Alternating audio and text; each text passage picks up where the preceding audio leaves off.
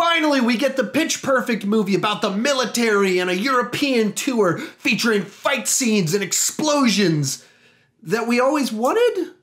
So let's talk about it.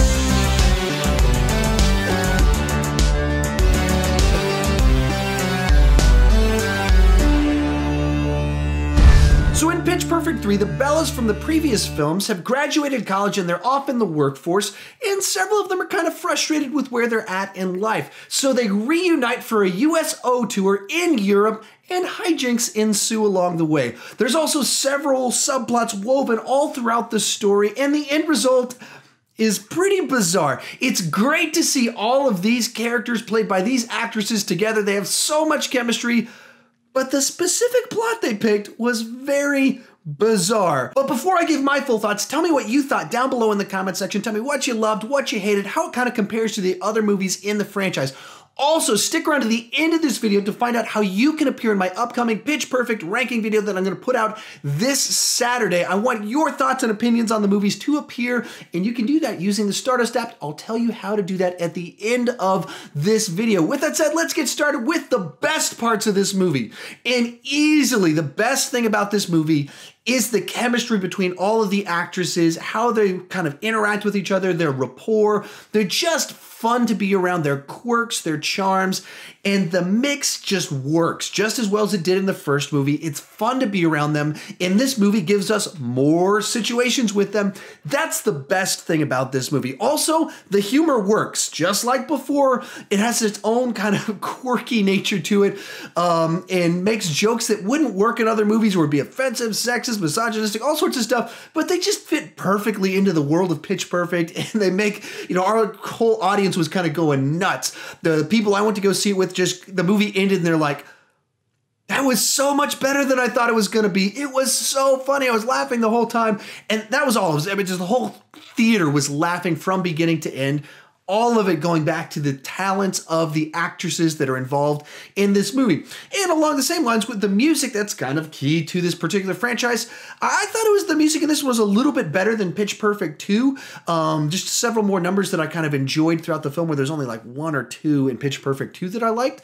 Not as good as the first movie, but this movie's kind of special, but just a step up from the previous film. So all throughout, kind of some of the main things you like about this franchise, the characters, the humor, and the music all are very solid in this film. From there, let's talk about the stuff that's kind of a mixed bag with the movie. The first thing that comes to mind is that the announcer characters from the previous films, played by John Michael Higgins and Elizabeth Banks, are back here. And there's funny as before, and they have all the chemistry that they had before, but the subplot surrounding them is so forced into the movie. It's just an excuse for them to be here and them making a documentary. And it makes no sense kind of what's actually happening on screen. It's just an excuse for them to have the same functional role in this movie as they had the previous films, but it doesn't actually make any sense what's happening. Likewise, I can respect that the movie wanted to do something different and not just rehash the previous movies, and it is interesting to see these characters in different scenarios and environments, and it gives some new opportunities for the humor and the relationships. However, it goes really far off in a different direction. And with that in mind, let's start talking about the worst parts of this movie. And all the worst elements of the movie pretty much go back to the plot lines and the story. And it's so strange because they still nailed the humor and the music and the characters. But when it came to story, it's like they brainstormed a bunch of ideas and they picked the worst ones and the weirdest mix of them to go together. Just the basic plot line of them touring with the military seems just odd. The way it comes together was so forced. It didn't kind of fit right with what had come before. It was just an excuse for it to happen. Then there's this whole subplot with Fat Amy and her dad. I didn't know who was playing her dad, so I won't say who it is, but it was even the casting of it seems like, wait, this guy's in this movie?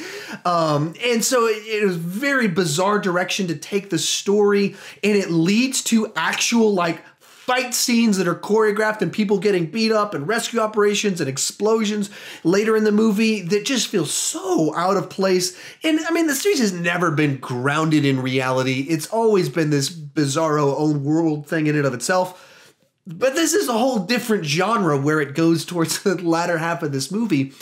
And I just don't know why they would pick this direction. My YouTube friend, Rachel Wagner, put out a tweet yesterday saying, This movie's the easiest movie to write.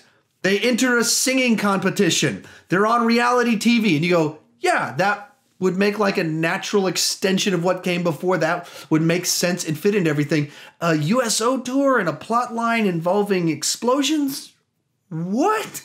It's just bizarre. There's also a lot of things in the plot line that just cheap, lazy writing.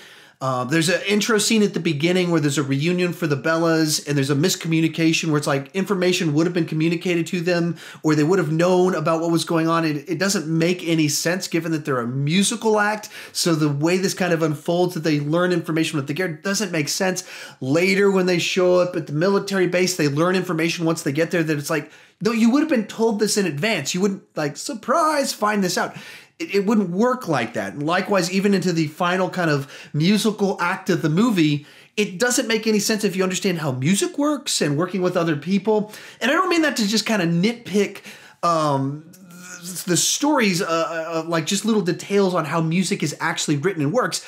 It's the sort of thing that pulls you out of the movie when you're like, wait, there's just no logic to this. You needed a scenario to happen, and you couldn't come up with any sort of good reason to kind of build the bridges between it. You didn't try and convince me to do this. You just had something randomly work so that you could have the scene that you wanted. All in all, it feels like they lost track of a big part of the charm of what made the franchise initially work. Now, the characters are still great, but there's this sense of self-importance here, and they have to be touring Europe for the military, and there's talk of record contracts and all sorts of things that just seem to lose something that was there before when it was just a college club and a college competition. And so all in all, this is a movie that had a lot of entertainment value to it. There's some good music, some great humor, and characters you love to see. But the story and the tone of it just feels very off. It's kind of like if someone's got a piece of meat that they just cooked really bad, but they covered it in some great spices and A1 sauce, so it's still kind of edible. All in all, I think I'm going to go a 5.5 on this one. I don't think it's a good movie. I can't really recommend it, but there's a good bit of enjoyment to be had while watching it. And if I'm being honest, I feel like this is a movie that when I'm in the mood for Pitch Perfect, I'm just going to rewatch the first one again. And once every 5 years, 10 years, I'll be like, oh yeah, I haven't watched through all the movies in a while. I'll watch through all of them and go, yeah, this is why I always watch the first one. It's not horrible. There's some entertainment, but the first one's the good one that I really like. But how about you? What did you think about it? Tell me down below in the comments section. I'd love to hear your thoughts on it. I know the people I went to go see with it, they left like, oh, I really liked that. That was a lot of fun. It made me laugh a lot. So I know I was the most negative of the group of people I went to go see it with. Also, I told you at the beginning of this, I want to hear your thoughts on the Pitch Perfect franchise, and I want you to appear in my upcoming ranking video for the entire Pitch Perfect franchise. And the way you can do that is with the Stardust app. Now, the Stardust app is essentially just an app for your smartphone designed to make it really easy to record reviews and reactions to your favorite movies and TV shows all right in the app. It's totally free. It's not freemium. It doesn't have ads or anything like that. It's just free in the Apple and the Android store. You can check it out down below at the link in the description. Once you download the app, record your reactions to the Pitch Perfect movies on there. Tell me which one's the best, which one's the worst, all that fun stuff. And then tag me in it so I can know that you recorded it. I'd love to share your pretty face and your wonderful thoughts in my upcoming ranking video, because I like to just kind of have some ideas in there, interact with them. I know I got some wacky thoughts, and it's nice to kind of have some back and forth. Also, if you're new to my channel, please consider clicking that subscribe button. I do movie reviews, TV reviews, ranking videos, but the key thing is I don't want to just talk about movies and TV. I want to talk about movies and TV with you. So join me in the comments section. Also download that Stardust app and tag me in your reaction so I can see your pretty face and possibly include you in a future video. And as always, thank you so much for watching.